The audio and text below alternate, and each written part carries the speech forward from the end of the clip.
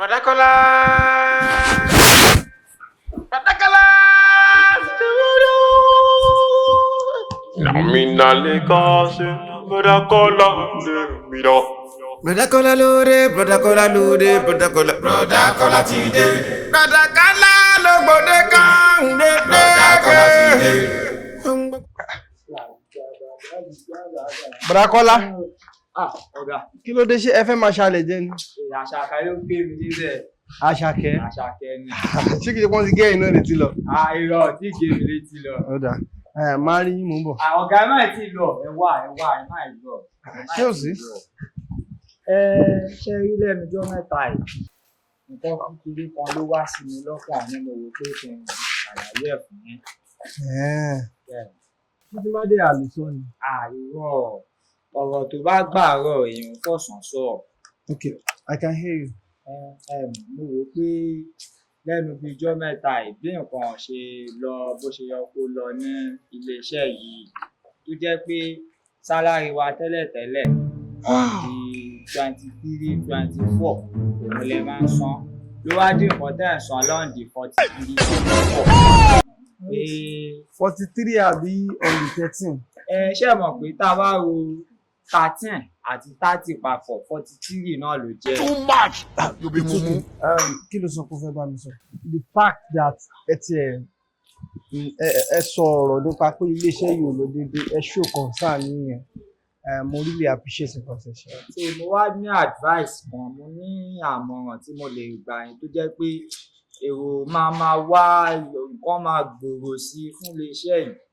Boda Kola, tí n bá gbọ́ yín yé dáadáa, ẹ mì pé ẹ ní advice tẹ́ fẹ́ fún mi lórí iléeṣẹ́ yìí kó lè máa lọ síwájú.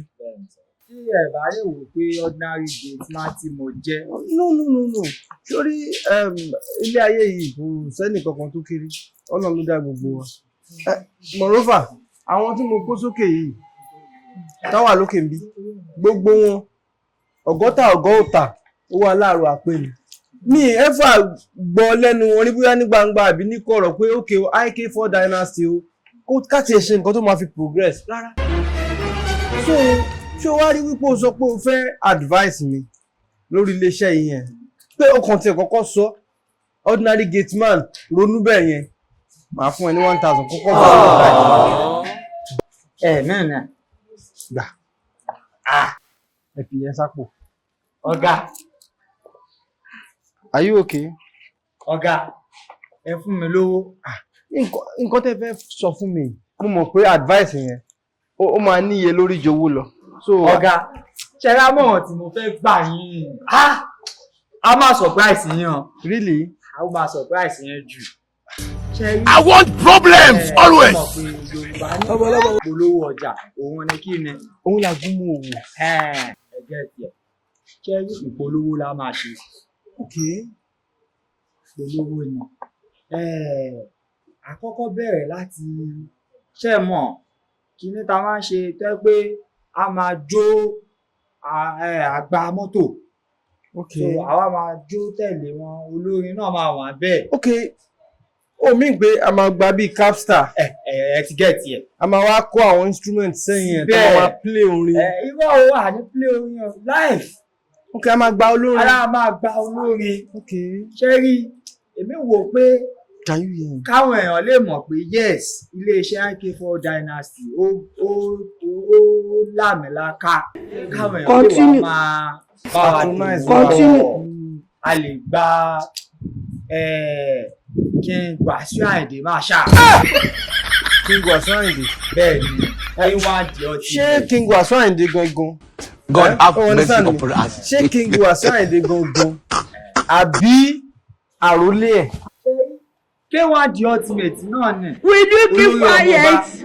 Kò lẹ́lẹ́ kò pé méjì wà mú àní bàbá àgbà rẹ̀. Ẹ ti get ṣe bá wà wò pé like Fuji pé hip hop lẹ fẹ́. Torí mi náà ń wò pé ṣé kò sí olórin míì tá a tún lè lò ní àfi Wasiu Ayinde. Hip hop artist lẹ fẹ́. I don't want peace. I want problems always. Ẹ mọ ọmọ tó kọ zun. In a smoke Igbo. Sàn alátọ̀bọ̀. Ṣé kò ń ṣe Wizkid kan? Ẹgẹ́ tẹ̀ ìwọ ni bàbá náà. Starboy Big Wiz. Make it dance. Big Wiz. Ọmọ mi Wizzy. Ìbà rẹ̀ 1 million. Ó bá wá máa ṣeré lọ báyìí. Tó bá ṣe ń lọ, bàbá ńlá ìkè fọ̀dàdá sí i. Ẹ̀yin náà dúró sẹ́gbẹ̀ẹ́ báyìí. Àwa máa kọrin lọ. A máa tẹ̀lé lẹ́yìn lọ. bí wèrè. Wọ́. Ok, bí ọ̀dẹ̀ ni. Ìpolówó ni à ń pín sọ́ńpà yìí. Ẹ ti get. Ok, mo ti gbọ́ gbogbo nǹkan tó sọ. Now, káwá azùn gbé a fẹ́ go fún Wizkid yẹn. Irú Wizkid yẹn sì, ó máa gba bí èlò. Torí èmi tẹ́ẹ̀bà ní wò pé ṣe gate máa ilé nìyàn lèmi náà tá a bá máa lo gbogbo connection wa Wizkid ò gbọ́dọ̀ gbà ju 20 million lọ lọ́wọ́ wa torí pé bá a ṣe jẹ́ àwa náà kéré irúṣẹ́ yìí. 20 million naira péré fún Wizkid nìkan only. A ṣe máa gba instrument a máa gba capstar àti ìlera tuntun fúnra wa àbí. Tó máa padà wúlò fún wa. Ó ti tán. Kò tí tán síbẹ̀ o. Ok, kí ló tún kù? Ṣé rí àtúwá ṣe àbá wa pín ẹ̀bùn get a lè ra bí báàgì ráìsì bí tírélà kan. Ráìsì tírélà kan. Bẹ́ẹ̀ ni. A dẹ̀ máa pín. Ṣé ẹ mọ̀ pé táwọn olóṣèlú bá ń ṣe campaign ọ máa sọ pamphlet báyìí leaflet báyìí ẹ̀dùn fún wa. Àwọn náà kọ́ máa gbé báàgì ráìsì ní. Ká kọ́ máa jù ní. Ẹ máa bá wa dòwò pọ̀ o. Ẹ ti get.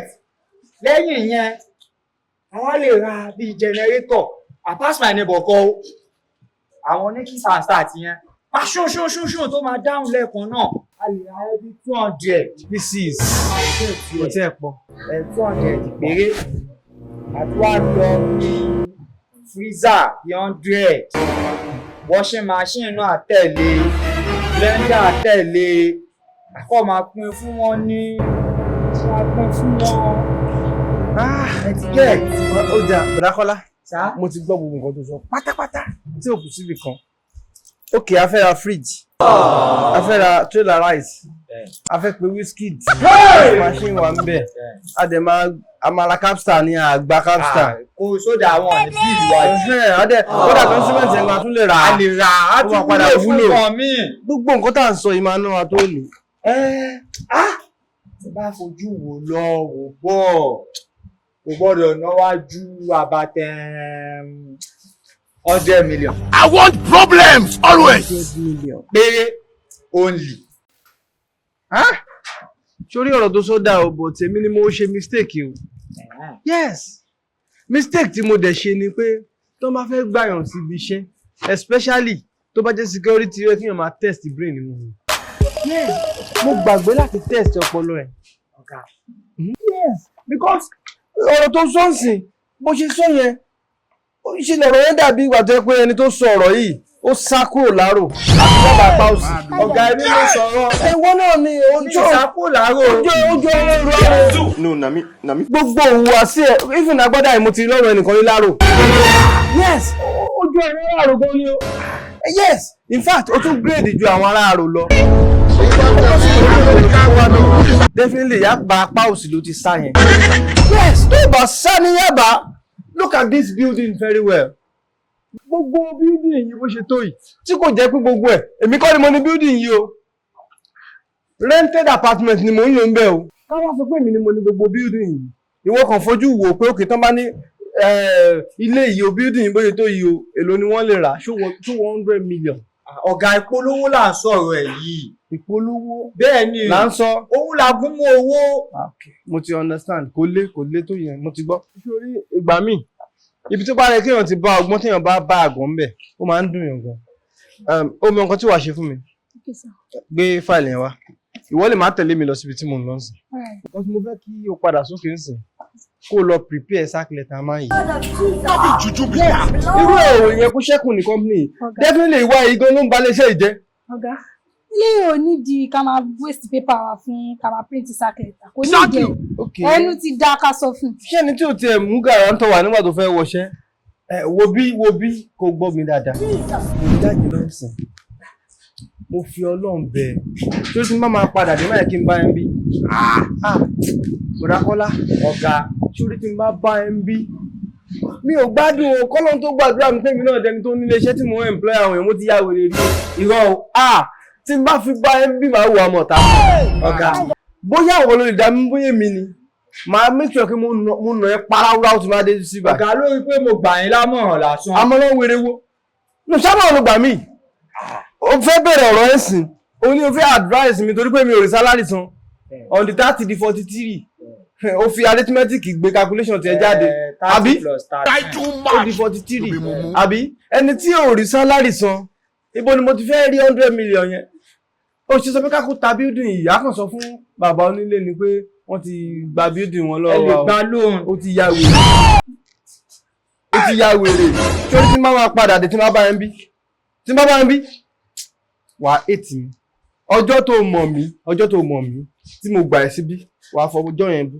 Boda Kola ọ̀gá ẹjọ́ má yẹ kí n bá ẹ ń bí o ṣebí wọlé lẹ́rìí mi àbí má yẹ kí n bá ẹ ń bí o. ọ̀gá iṣẹ́ mo fi ń bọ́yàwó mo fi ń bọ́ ọmọ. kọ́lọ́n tó gbàdúrà mi débi pé mo ní company mo ti ṣọmọ tari o má yẹ kí n bá ẹ ń bí o.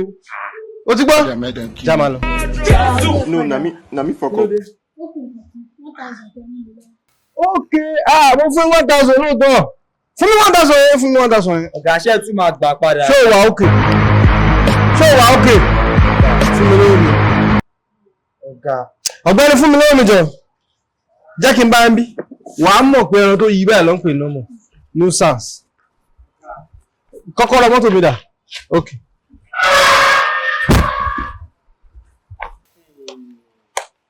kéèmì kú òbí báyìí tó jẹ́ pé iṣẹ́ tèmi fi ń bọ́yàwó tí mo fi ń bọ́ ọmọ lélẹ̀ kẹ́ ẹ lọ ibi tẹ́ máa bá mi lè bóyá máa bá mi. Boda Kola lóde, Boda Kola lóde, Boda Kola ti dé.